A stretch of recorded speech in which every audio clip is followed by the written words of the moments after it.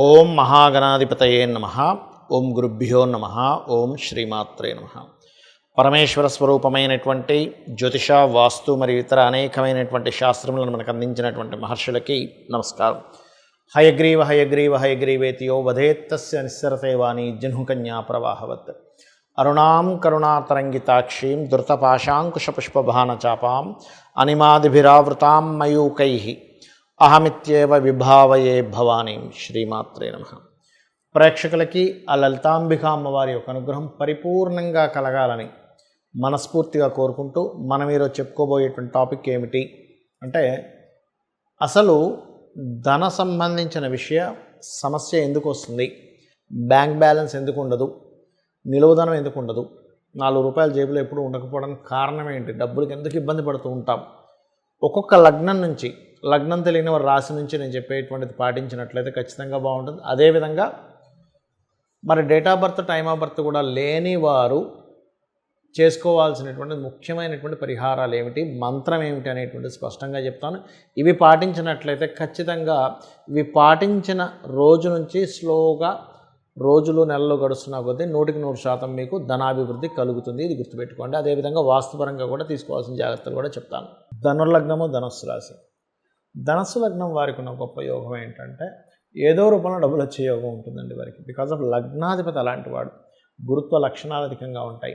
Chartered accounts వీళ్ళందరూ కూడా ఎక్కువ ధనుర్లగ్నము లేదా గురువు కనెక్ట్ అయి ఉండడము, గురువు ధనయోగాన్ని ఇచ్చే వాళ్ళు ఇందులోనే ఉంటారు. మీన లగ్నము, ధనుర్లగ్నము లేదా గురువే యోగకారకుడు అవడం, గురువు లగ్నంలో ఉండడం, ఇట్లాంటి కారకత్వాల్లో ఉంటారు. అయితే ఈ ధనుర్లగ్నానికి లగ్నాధిపతి ఎవరైతే ఉన్నారో గురువు ఎంత బాగుంటే వీళ్ళ లైఫ్ అంత బాగుంటుంది. Because of natural 9th lord, natural భాగ్యాధిపతి.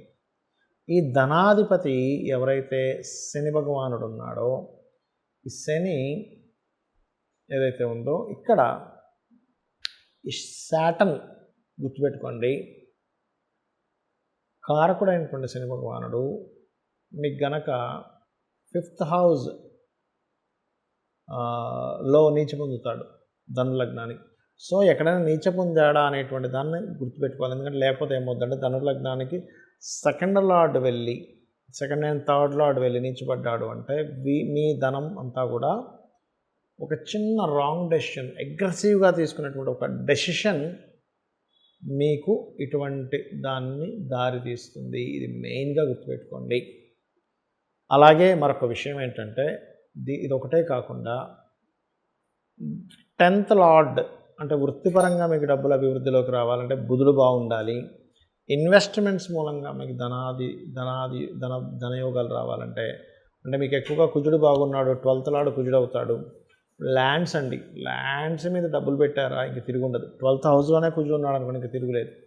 అయితే ఈ 12వ అధిపతి మంచి యోగాన్ని ఇవ్వాలంటే మీకు రవి కూడా బాగుండాలి, భాగ్యాధిపతి కూడా బాగుండాలి. అప్పుడు తండ్రి మూలంగా వచ్చేటువంటి ధన సంబంధించిన యోగం మీకు కలుగుతుంది, గుర్తుపెట్టుకోండి. అయితే ఇక్కడ పర్టికులర్గా ఏంటంటే, ఈ యొక్క కారకుడు కుజుడు విషయంలో జాగ్రత్తలు తీసుకోవాలి. రెండవది ఏమిటి అంటే, దీంతోపాటు మీకు న్యాచురల్గా మనీ సర్క్యులేషన్ కారకుడు శని భగవానుడు అవుతాడు. కాబట్టి మీకు ధనాన్ని ఇచ్చే కారకుడు శని భగవానుడు అయినందుకు కొంచెం కేతుతో ఒకవేళ ఉన్నట్ల లేదా కుజుడితో ఉన్నట్లయితే అనవసరం ఘర్షణలు వస్తూ ఉంటాయి. అలాంటప్పుడు మీరు నూనె దానంగా ఇవ్వడము అట్లాంటివి చేస్తూ ఉండాలి. అండ్ అదేవిధంగా ఇక్కడ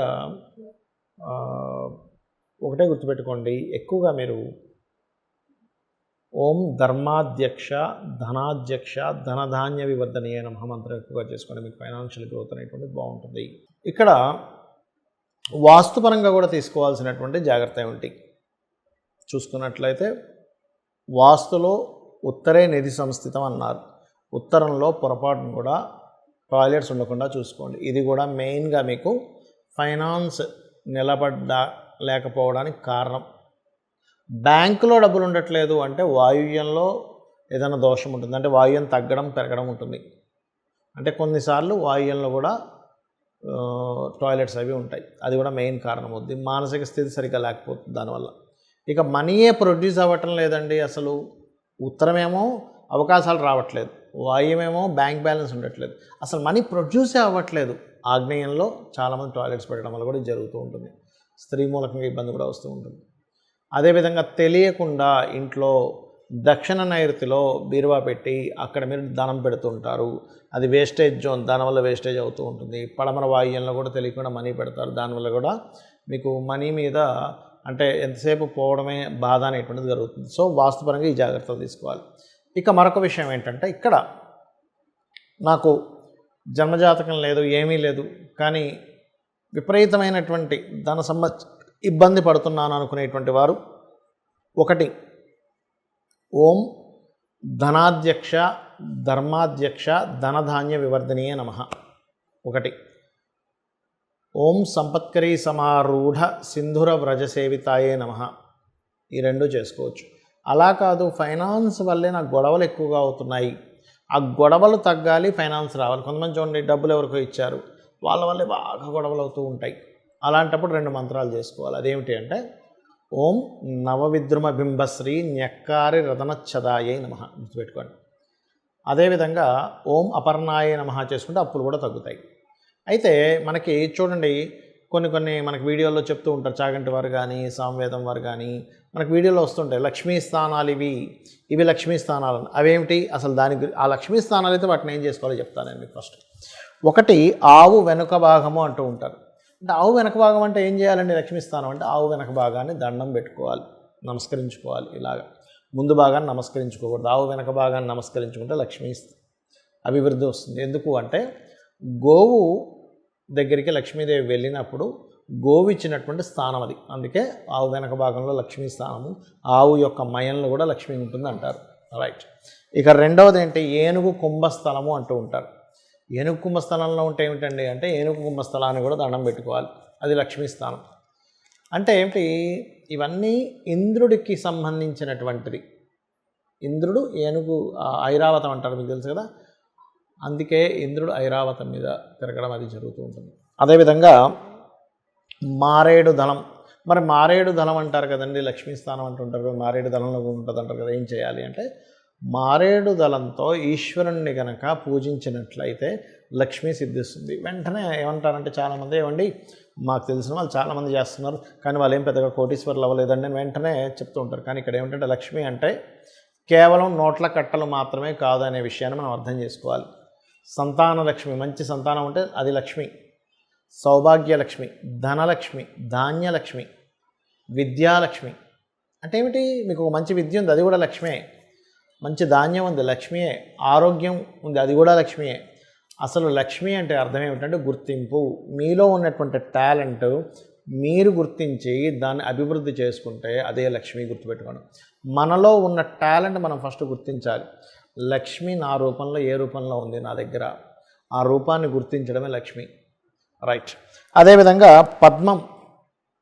పద్మంలో లక్ష్మి ఉంటుందంటారంటే ఏం చేస్తారు అంటే, పద్మాలతో లక్ష్మీదేవిని అష్టోత్తరం చేస్తూ పూజిస్తే లక్ష్మీ అభివృద్ధి. పద్మాలతో హోమం కూడా చేస్తారు. పద్మముకు ఉన్నటువంటి స్థితి ఏమిటి మనం అర్థం చేసుకోవాలి. ఎందుకు పద్మానికి? పద్మం వాటర్లో ఉంటుంది, బయటికి చక్కగా విచ్చుకొని ఉంటుంది. కిందని చూస్తే, దాని కాడ కింద చూస్తే మొత్తం అక్కడంతా నాచు బురద ఉంటుంది. అంటే ఏమిటి? ఇక్కడ మనం అర్థం చేసుకోవాల్సింది ఏమిటి? నువ్వు నీ చుట్టూ ఉండేటువంటి పరిసరాలన్నీ ఎలాగున్నా సరే నీ యొక్క బుద్ధిని వికసించుకున్నట్లయితే, ఇది వికసించుకోవడం ఇలా వికసించుకొని ఉంటుంది. నువ్వు ఎక్కడున్నా సరే నీ బుద్ధి వికసించుకున్నట్లయితే లక్ష్మి వచ్చి అక్కడ కూర్చుంటుంది అని దాని అర్థం పద్మం అనేటువంటిది. అలాగే ఐదవది శ్రీ పాపిట అంటూ ఉంటారు. అంటే ఈ భాగం లలితా సహస్రనామాల్లో ఒక నామం ఉంటుంది, శృతి సీమంత సింధూరి అనేటువంటి ఒక నామం ఉంటుంది. అంటే ఏమిటి? అమ్మవారి యొక్క సంబంధించిన లలితా సహస్రనామాల్లో అమ్మవారి పాదధూలికి సంబంధించిన ఈ పాపిడికి సంబంధించిన నామం అది. అంటే ఇక్కడ మనకి లలిత సహస్రనామాల్లో మరో నామం కూడా ఉంటుంది, సహస్రారాంబుజారూఢ సుధా సారాభివర్షిణి అని.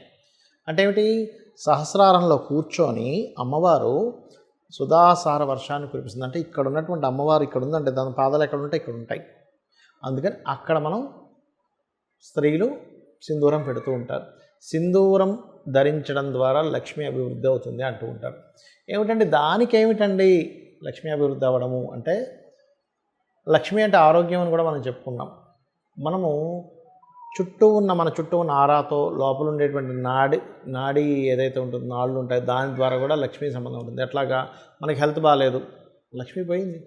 ఆరోగ్యమే కదండి అన్నిటికంటే ముఖ్యం. ఎంత డబ్బున్నా హెల్త్ బాగాలేదు అనుకోండి ఏమంటారు, డబ్బులు లేకపోయినా పర్లేదు కానీ ఆరోగ్యం బాగుండాలని అంటాం. ఈ సుధాసార వర్షాన్ని ఎప్పుడైతే ఆవిడ కురిపిస్తుందో 72,000 నాళ్ళు తడుస్తున్నాయో మన ఆరోగ్యము, మన సౌభాగ్యం అన్నీ కూడా ఆవిడ అనుగ్రహంతో నిండుతున్నాయన్నమాట.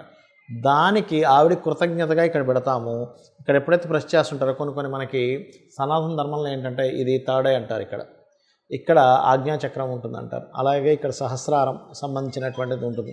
కాబట్టి ఇక్కడ ఇలా ఎప్పుడైతే సింధూరంతో చేస్తుంటామో ఇలాగా స్త్రీలకి ప్రత్యేకంగా పాపిట మధ్యలో అది గొప్ప యోగంగా మారుతుంది. అదే కాకుండా భర్త ఆయుష్ని పెంచుతూ ఉంటుందని చెప్తూ ఉంటారు.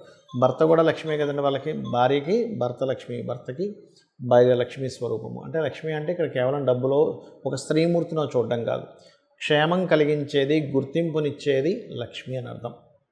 ఒక గుర్తింపు స్త్రీకి కానీ పురుషుడికి కానీ వాళ్ళ పార్ట్నర్ ఒక గుర్తింపు. ఈ రకంగా ఇవి చేసుకుంటూ నేను చెప్పినటువంటిది ఒక్కొక్క లగ్నానికి ఏదైతే చెప్పానో ఇవి చేస్తూ మీరు లక్ష్మీ అనుగ్రహం పరిపూర్ణంగా పొందాలని మనస్ఫూర్తిగా కోరుకుంటూ శ్రీమాత్రే నమః.